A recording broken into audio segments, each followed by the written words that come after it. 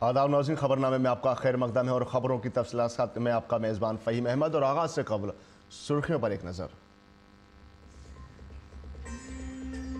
वज़ीर आज़म नरेंद्र मोदी ने रामेश्वरम में मुल्क के पहले उमूदी लिफ्ट समुद्री पुल पामबन रेल ब्रिज का किया इफ्तिताह। कहा जिंदगी होगी आसान, बढ़ेंगे रोजगार के मौके। वज़ीर आज़म ने रामेश्वरम के रामनाथ स्वामी मंदिर में की पूजा।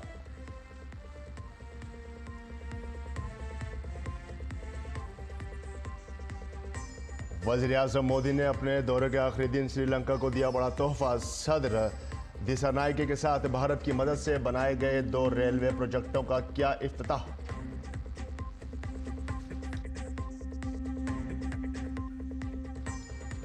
बीजेपी का योम तासीस आज। जेपी नड्डा ने पार्टी हेडक्वार्टर पर की परचम कुशाई। कहा 14 से 25 अप्रैल तक मनाया जाएगा आइन योम फख्र। पीएम मोदी ने कारकुनों को दी मुबारकबाद।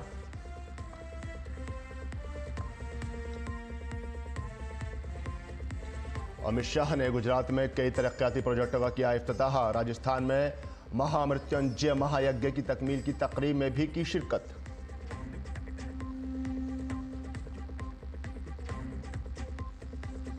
और पूरे मुल्क में जोशो खरोश से मनाई जा रही है रामनवमी। अयोध्या में रामलला पर किया गया सूर्य तिलक। सदर द्रौपदी मुर्मू और पीएम मोदी ने पेश की ने ख्वाहिशात। अब खबरें तफसील से। वज़ीर आज़म नरेंद्र मोदी ने रामनवमी के मुबारक मौके पर तमिलनाडु के मशहूर रामनाथ स्वामी मंदिर में पूजा की। इस दौरान उन्होंने भगवान राम के तई अपनी अक़ीदत का इजहार किया और हमवतनों को रामनवमी की दिली मुबारकबाद दी। इस मौके पर वज़ीर आज़म ने हर एक की ज़िंदगी में नए शऊर, जोश और खुशहाली की तमन्ना की और भगवान राम के नज़रियात को ज़िंदगी में अपनाने का पैगाम भी दिया। रामनवमी के मौके पर वज़ीर आज़म नरेंद्र मोदी ने तमिलनाडु के रामेश्वरम को असल ज़मीन से जोड़ने वाले नए बम्पन रेलवे पुल का इफ्तिताह किया। इस मौके पर वज़ीर आज़म ने रिमोट के ज़रिए पामबन रेल पुल का इफ्तिताह किया। ये पुल भारत की आलमी सतह की इंजीनियरिंग की महारत की अलामत है। इसे 700 करोड़ रुपए से ज़्यादा की लागत से बनाया गया है। ये 2.08 किलोमीटर तवील है। इसमें 99 स्पेन और 72.5 मीटर उमूदी लिफ्ट स्पेन है जो 17 मीटर की ऊंचाई तक उठाता है। ये बिला तातुल ट्रेन ऑपरेशन को यकीनी बनाते हुए जहाज़ों की हमवार नकलो हरकत में सहूलत फराहम करता है। और वज़ीर आज़म नरेंद्र मोदी ने श्रीलंका से भारत लौटते हुए राम सेतु का मुआयना किया। वज़ीर आज़म ने सोशल मीडिया प्लेटफॉर्म एक्स पर लिखा कि श्रीलंका से वापस लौटते हुए मुझे राम सेतु देखने का मौका मिला और ये एक हुस्न इत्तेफाक है कि ये उसी वक्त हुआ जब अयोध्या में सूर्य तिलक हो रहा था। मैंने इन दोनों को देखकर खुशी महसूस की। भगवान श्री राम हम सबको जोड़ने वाली ताकत हैं और उनकी मेहरबानी हम सब पर हमेशा बरकरार रहे। वज़ीर आज़म नरेंद्र मोदी ने अपने श्रीलंका दौरे के आखिरी दिन अनुराधापुरा के लोगों को रेलवे प्रोजेक्टों का तोहफा दिया। उन्होंने माहो अनुराधापुरा में रेलवे सिग्नलिंग सिस्टम प्रोजेक्ट का आगाज़ किया और माहो अमोनाथाई रेलवे स्टेशन लाइन का भी इफ्तिताह किया। इस मौके पर श्रीलंका के सदर अनुरा कुमारा दिसानायके भी मौजूद थे। ये प्रोजेक्ट भारत की मदद से तैयार किए गए हैं और श्रीलंका की इक़्तिसादी इस्लाहात और बुनियादी ढांचे की तरक्की में भारत के बढ़ते हुए किरदार की अक्कासी करते हैं। वज़ीर आज़म के ज़रिए इफ्तिताह करदा रेलवे लाइन श्रीलंका के गरोनगेला, अनुराधापुरा और वानिया अजला से गुजरेगी। ये वहाँ की शुमाली रेलवे लाइन का तकरीबन 128 किलोमीटर तवील रेलवे रास्ता है। इस मौके पर वज़ीर आज़म ने ट्रेन को हरी झंडी दिखाकर रवाना भी किया। श्रीलंका दौरे के आखिरी रोज़ वज़ीर आज़म नरेंद्र मोदी अनुराधापुरा पहुंचे, जहां बहरिया के एयरबेस पर उनका शानदार इस्तकबाल किया गया। इस दौरान वज़ीर आज़म को गार्ड ऑफ ऑनर भी पेश किया गया।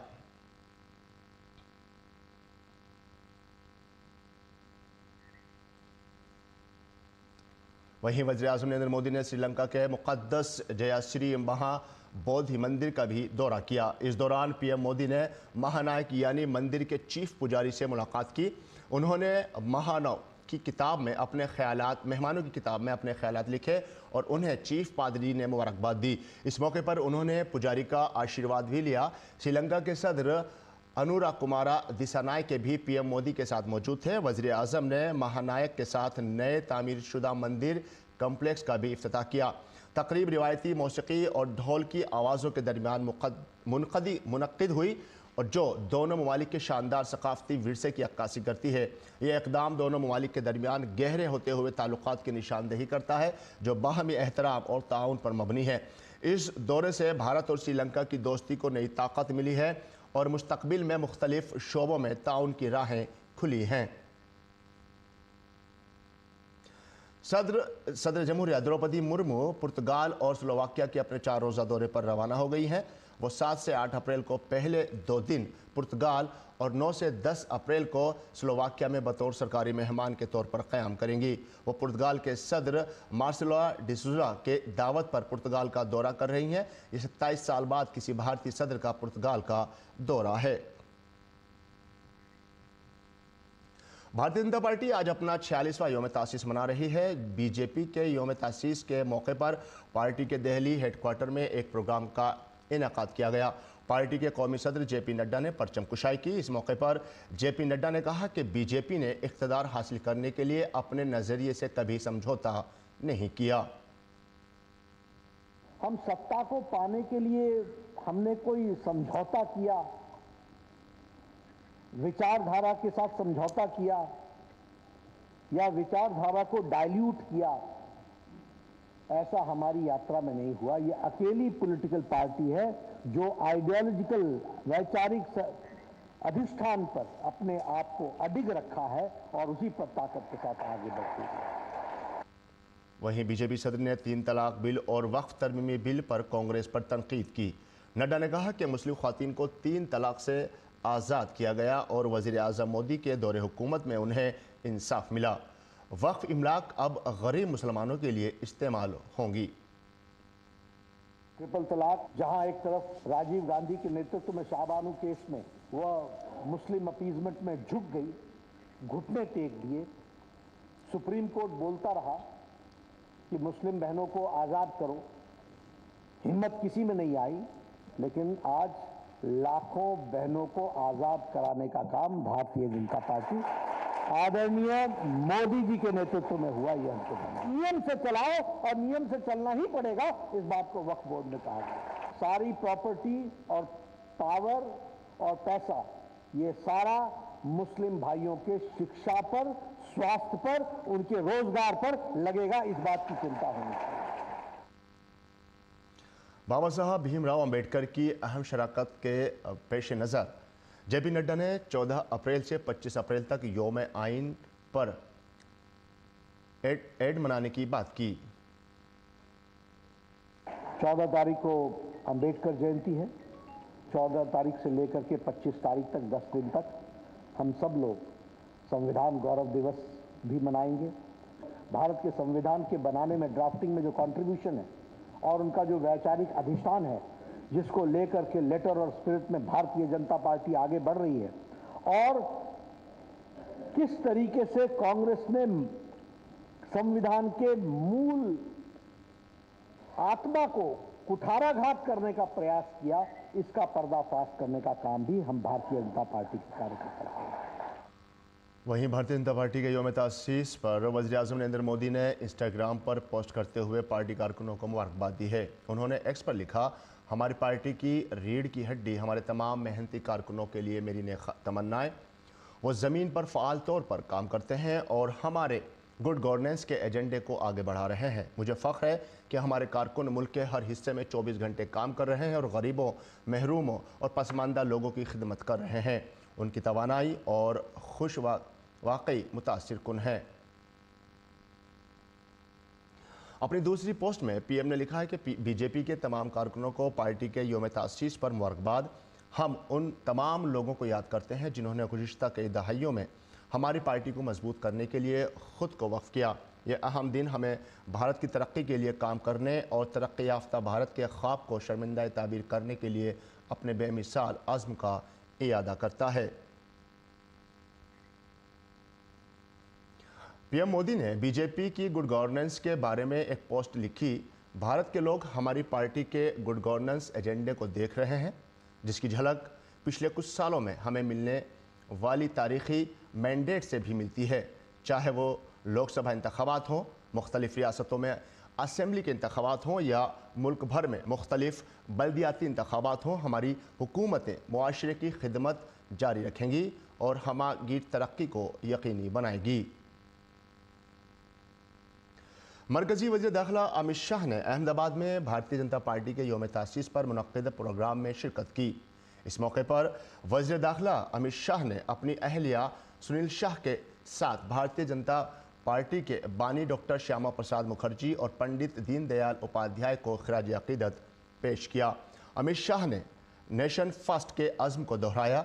मरकजी वज़ीर दाखिला ने अपने सोशल मीडिया अकाउंट पर लिखा कि बीजेपी, जिसने अपने क़याम से ही कौमी मफाद को सबसे ऊपर समझा है, मुल्क भर में अवामी खिदमत की अलामत बन गई है। विरासत, साइंस और तरक्की का इदराक करते हुए हर शहरी को इंसाफ और मसावात को यकीनी बनाना बीजेपी का अज़्म है और तंजीम के करोड़ों कारकुन इस सिमत में लगन से काम करते रहेंगे। आज भारतीय जनता पार्टी के यौम तासीस के मौके पर मरकजी वजीर हरदीप सिंह पुरी ने सबको मुबारकबाद दी है।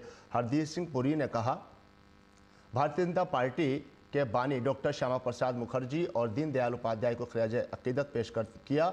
इस दौरान उन्होंने तरक्की याफ्ता भारत के लिए वज़ीर आज़म मोदी की करारदाद को बीजेपी की जानिब से बहुत बड़ी जमात समझा।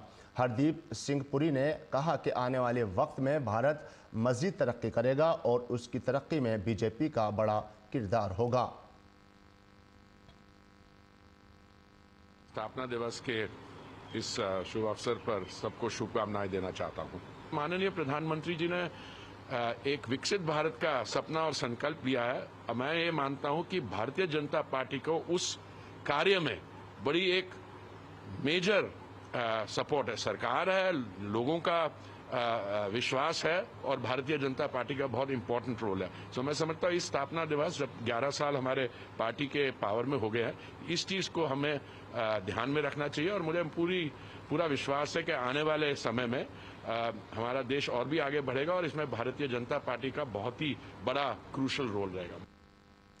मरकजी वजीर और मगरबी बंगाल बीजेपी के सदर सुकांता मजूमदार ने पार्टी के 45वें यौम तासीस के मौके पर कोलकाता में पार्टी दफ्तर में पार्टी परचम लहराया।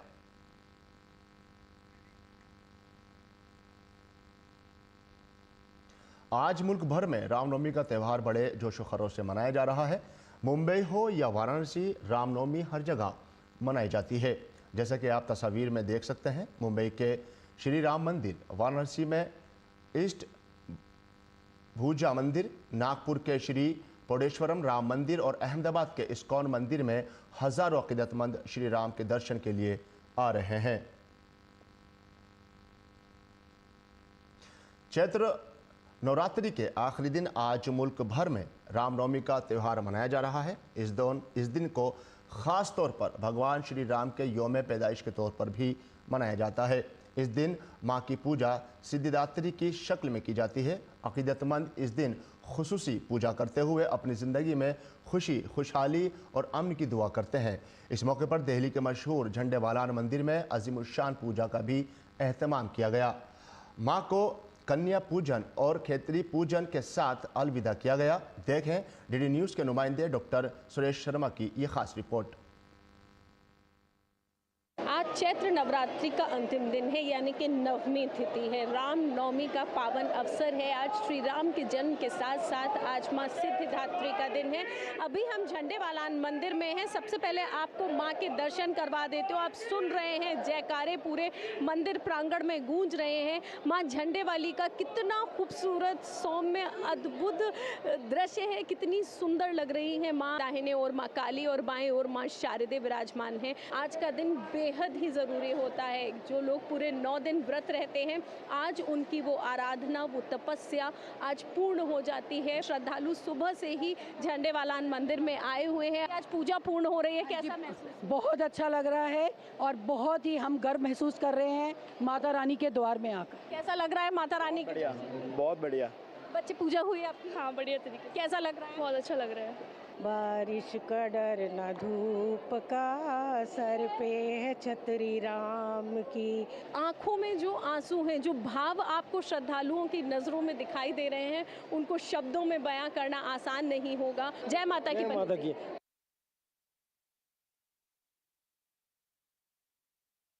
अभी आपने माँ माता रानी यानी कि माँ झंडे वाली के दर्शन किए, जो आज माँ सिद्धिदात्री के रूप में यहाँ विराजमान हैं। और चूंकि आज रामनवमी है तो भगवान राम का भी जन्म आज हुआ था और भगवान राम का दरबार बेहद ही खूबसूरत सजा है। आप देखिए कितना सुंदर लग रहा है ये दरबार भगवान श्री राम का।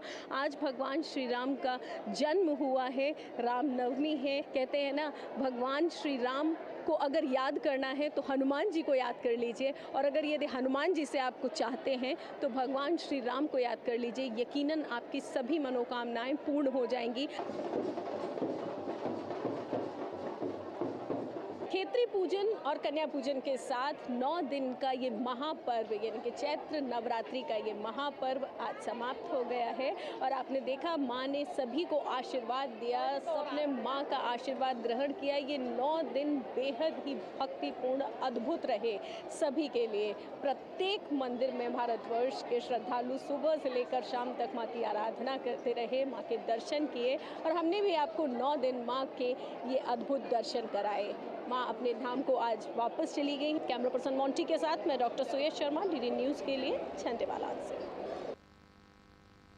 उत्तर प्रदेश के वज़ीर आला योगी आदित्यनाथ ने रामनवमी के मौके पर गोरखनाथ मंदिर में कन्या पूजा की, जहां उन्होंने बच्चियों के पांव धोए और उनसे आशीर्वाद लिया। उन्होंने लड़कियों को तोहफे भी पेश किए।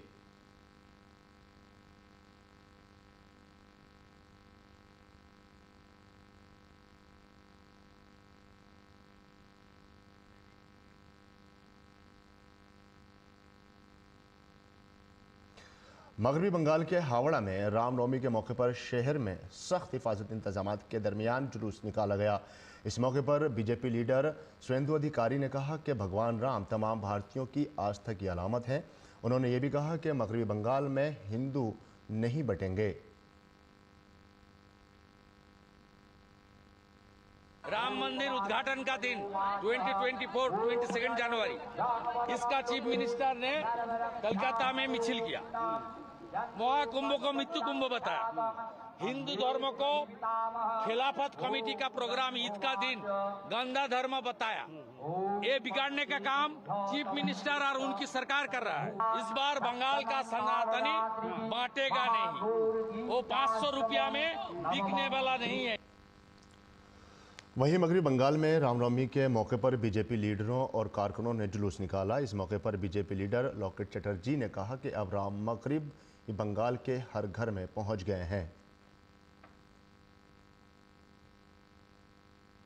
से लोग एकदम रास्ते के ऊपर है। रामनवमी को मनाया जा रहा है जैसे दुर्गा पूजा हम लोग मनाते हैं।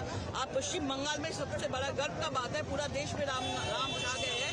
पश्चिम बंगाल में घर घर में भी राम छा गए हैं। परमिशन का जरूरत नहीं होता है, ये हम लोग का धर्म का है। अगर दुर्गा पूजा में कोई विसर्जन के लिए अगर ये पश्चिम बंगाल में सिर्फ परमिशन मांगते हैं, बाकी जगह में नहीं होता है। धर्म का बात है, यहाँ पे किसी को कोर्ट से हम लोग कोर्ट से परमिशन लेना पड़ता है, पुलिस से परमिशन नहीं देंगे।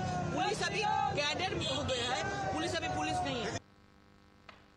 माली बहरान का सामना करने वाली हिमाचल प्रदेश हुकूमत ने रियासती ट्रांसपोर्ट बसों के कम से कम किराए में इजाफा करके आम आवाम पर एक और बोझ डाल दिया है। अब हिमाचल में बस का कम से कम किराया 5 रुपये से बढ़ाकर 10 रुपये कर दिया गया है। इस फैसले से छोटे रास्तों पर सफ़र करने वाले मुसाफिरों पर बराह रास्त असर पड़ेगा, जो पहले 5 रुपये में सफ़र किया करते थे। बीजेपी लीडर जयराम ठाकुर ने सुक्खू हुकूमत के इस फैसले पर सख्त रद्द-ए-अमल जाहिर किया। उन्होंने सोशल मीडिया प्लेटफॉर्म एक्स पर लिखा, हुकूमत ने बस का कम से कम किराया एक ही बार में दोगुना कर दिया है। सुक्खू हुकूमत का यह कदम रियासत के अवाम के जीत पर डाका डालने का कदम है। गरीब और मुतवस्सित तबके के लोगों के लिए आमद रफ्त का वाहिद ज़रिया बसें हैं। ऐसे में हुकूमत का यह फैसला रियासत के गरीब और मुतवस्सित तबके के लिए किसी आफत से कम नहीं। सुक्खू हुकूमत ने रियासत में तमाम तरक्याती काम रोक रखे हैं, रोज़गार के तमाम रास्ते छीन रहे हैं और महंगाई बढ़ाकर लोगों का जीना मुश्किल कर रहे हैं। हुकूमत को अपने फैसले पर नज़रसानी करनी चाहिए। ये फैसला हिमाचल के आम गरीब के खिलाफ है।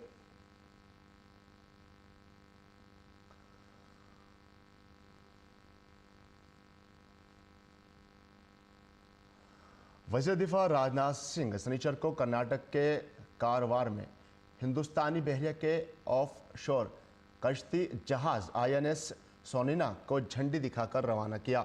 वज़ीर आज़म ने प्रोजेक्ट सी बर्ड के तहत तामीर करदा 2000 करोड़ रुपए से ज़्यादा की जदीद ऑपरेशन, मरम्मत और लॉजिस्टिक सहूलियात का भी इफ्तिताह किया। कारवां न्यूवल बेस से DD न्यूज़ के नुमाइंदे विशाल बैरिस्टो की ये खास रिपोर्ट। 9 दोस्त मुमालिक Comoros, Kenya, Madagascar, Maldives, Mauritius, Mozambique, Seychelles, Sri Lanka और तंजानिया के 44 बहरी अमले के साथ जहाज को वज़ीर दिफा राजनाथ सिंह के हाथों झंडी दिखाकर रवाना किया गया, जो इलाकाई बहरी सलामती और बैनुल-अक़वामी ताउन के तई भारत के अज़्म को मजबूत करने की तरफ एक अहम कदम है। सारे जहां से अच्छा हिंदोस्ता हमारा इस धुन के साथ INS सुनैना रवाना हो गया है 9 मित्र देशों के अफसरान और नाविकों को लेकर, और एक ही संदेश कि मिलकर हम हिंद महासागर को सुरक्षित रखेंगे। कोई भी देश अपनी ताकत के बल पर किसी भी देश के अधिकार को दबा नहीं सकता। बहरे हिंद के इलाके IOR के शराकतदार मुमालिक के नुमाइंदों से खिताब करते हुए राजनाथ सिंह ने IOS सागर के लॉन्च को समुद्री डोमेन में अमन, खुशहाली और इज्तिमाई सलामती के तई भारत के अज़्म का अक्कास करार दिया। इंडियन ओशन रीजन में free navigation, rules based order, anti piracy और पीस एंड स्टेबिलिटी सिक्योर करना हमारे सबसे बड़े उद्देश्यों में से एक है। इंडियन ओशन रीजन में आप सभी स्टेक होल्डर के साथ मिलकर हमारी नेवी पीस सिक्योर कर रही है, जिस वजह से न सिर्फ सुरक्षित व्यापार संभव हो पा रहा है, बल्कि इस पूरे रीजन में प्रॉस्पेरिटी को भी बढ़ावा मिल रहा है। वज़ीर दिफा ने खत्ते में बहरी जहाजों के अगवा और बहरी कज़ाकों की सरगर्मियों के दौरान सबसे पहले जवाब देने पर भारतीय बहरिया की तारीफ की। पूरे इंडियन ओशन रीजन में किसी भी दुर्भाग्यपूर्ण आपदा के समय या किसी भी मुसीबत के समय भारतीय नौसेना फर्स्ट रेस्पॉन्डर के तौर पर उभरी है। शिप्स की हाईजैकिंग, समुद्री लुटेरों की करतूतें जैसी अनेक घटनाएं इंडियन ओशन रीजन में प्राय होती रहती हैं। ऐसी सिचुएशंस में हमारी नेवी द्वारा सिर्फ भारतीय जहाज़ों की ही नहीं, बल्कि विदेशी जहाज़ों की सुरक्षा का भी उदाहरण सामने आता है। INS सुनैना अपनी तैनाती के दौरान दारुस्सलाम, नकाला, पोर्ट लुइस और पोर्ट विक्टोरिया का दौरा करेगी। बोट पर मौजूद बैनुल-अक़वामी अमला तरबियती मशक़ करेगा और कोची के मुख्तलिफ पेशेवराना तरबियती स्कूलों से हासिल करदा इल्म को बरूए कार लाएगा। इस मौके पर वज़ीर दिफा ने भारतीय बहरिया के प्रोजेक्ट सी बर्ड के तहत नेवल बेस कारावार में 2000 करोड़ रुपए के बुनियादी ढांचे का भी इफ्तिताह किया। माननीय रक्षा मंत्री जी ने इनॉग्रेट किया है, उसका कुल लगभग 2100 करोड़ का था। 7 पियर्स था जो कि हमारे शिप्स के लिए बनाया गया है, और उसके साथ लगभग 400 अकोमोडेशंस है जो कि हमारे नौसैनिक्स के लिए है और डिफेंस सिविलियंस के लिए है। इन सहूलियात और बुनियादी ढांचे की तकमील कौमी सलामती और खुद इन्हिसारी को मजबूत बनाने की तरफ एक बड़ी पेशकदमी है। विशाल बैरिस्टो की रिपोर्ट, DD न्यूज़ उर्दू खबरें। नाज़रीन, म्यांमार में आए तबाहकुन ज़लज़ले के बाद भारत इस मुश्किल वक्त में म्यांमार को हर मुमकिन मदद फराहम कर रहा है। NDRF की टीमें मलबे तले दबे लोगों को बचाने और ज़रूरतमंदों को राहत पहुंचाने के लिए दिन रात काम कर रही हैं। हमारे नमानिगार तापस भट्टाचार्य ने रेस्क्यू ऑपरेशन के बारे में म्यांमार के शहर मांडले में NDRF के कमांडिंग ऑफिसर PK तिवारी से ख़ास बात की। इस वक्त मैं आ चुका हूँ मांडले में। NDRF की टीम जोर शोर से काम कर रही है। इनफैक्ट 2-3 दिन से लगातार ये लोग रात दिन बैठ के काम कर रहे हैं। और मेरे साथ PK तिवारी है जो इस पूरी जगह का इंचार्ज है, और ये एक मॉनेस्ट्री है, और ये सबसे ज्यादा प्रभावित हुआ इस पूरी जगह पे। कितना महत्वपूर्ण था और कितना इम्पोर्टेंट है। यहाँ पे आप लोग आए हैं और इतना भयावह सिचुएशन है इस टाइम पे। डेफिनेटली ये बहुत ही डिफिकल्ट सिचुएशन है। यहाँ पे जो 7.7 मैग्नीट्यूड का अर्थक्वेक आया है, ये बहुत ही डिवास्टेटिंग, और इससे कई बिल्डिंग जो पैनकेक कोलैप्स में चले गए। पैनकेक सबसे डिफिकल्ट होता है क्योंकि उसमें वाइड स्पेसेज कम बचते हैं, इसीलिए लाइफ विक्टिम की संभावना कम होती है। हमने 30 तारीख रात में यहाँ पे आते ही सबसे पहले डॉग सर्च और टेक्निकल सर्च करके ये यकीन किया कि इसमें कोई जिंदा विक्टिम नहीं बचा है, लेकिन चूंकि इसमें जो बताया गया था एडमिनिस्ट्रेशन के द्वारा 270 मॉन्क थे उस टाइम पे कोई उनके ट्रेनिंग सेशन के लिए, जिसमें से 100-125 को निकाला जा चुका है, फिर भी 150 के करीब लोग इसमें फंसे हुए हैं।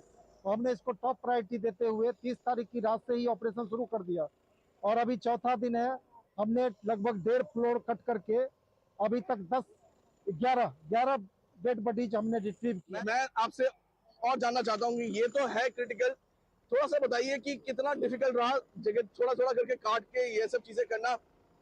यहाँ पे मैंने सुना था कि चाइनीज लोग भी आए थे, कुछ और भी कंट्रीज के लोग आए थे, लेकिन वो छोड़ के जा रहे हैं क्योंकि उनसे नहीं हो पा रहा था। आप लोगों ने फिर टेक ओवर किया उसके बाद। जो सामने बिल्डिंग आप देख रहे हैं, जो इसी का एडजेसेंट बिल्डिंग है जी, ये उसमें काफी दरारें पड़ रखी है जी। और लगातार भागों में आफ्टर शॉक्स आ रहे हैं। जब भी आफ्टर शॉक आ रहा है तब बिल्डिंग जो क्रैक दीवार है बुरी तरीके से वाइब्रेट करती है, और यहाँ पे एस्केप रूट भी अभी हमारे पास लिमिटेड है। यदि ये बिल्डिंग गिरी तो रेस्क्यूअर की जान को खतरा होगा, इसीलिए बार बार व्यवधान आ रहा है हमें ऑपरेशन करने में। कब तक लगता है कि ये चीज क्लियर होने की उम्मीद है? अभी चौथा दिन है हमारा। हम उम्मीद करते हैं कि अगले 4 से 5 दिनों में, चूंकि ये बहुत डिफिकल्ट है पूरी छत को काट के एक आदमी को सेफली निकालना, मतलब डेड बॉडी को भी सेफली एक्सट्रिकेट करना, तो अगले 4 से 5 दिनों में रात दिन काम करके हम निकालने की स्थिति में हो गए, और उसी के लिए हम प्रयासरत हैं। Thank you. बहुत बहुत शुक्रिया हमसे बात करने के लिए। ये थे पीके तिवारी, इस जगह के इंचार्ज, और मंडालय में एनडीआरएफ ने झंडा गाड़ रखा है। आप देख सकते हैं भारी मात्रा में ये लोग काम कर रहे हैं। बहुत क्रिटिकल है, बहुत एक तरह से आसान नहीं है यहाँ पे इस तरीके से काम करना, लेकिन एनडीआरएफ है तो सब मुमकिन है। क्या पर्सन संजय जैना के साथ मैं तापस भट्टाचार्य, दूरदर्शन समाचार, मंडालय, म्यांमार। और नाज़रीन, इसी के साथ खबरनामा यही मुकम्मल होता है। हमारी पूरी टीम को दीजिए इजाज़त। आदाब।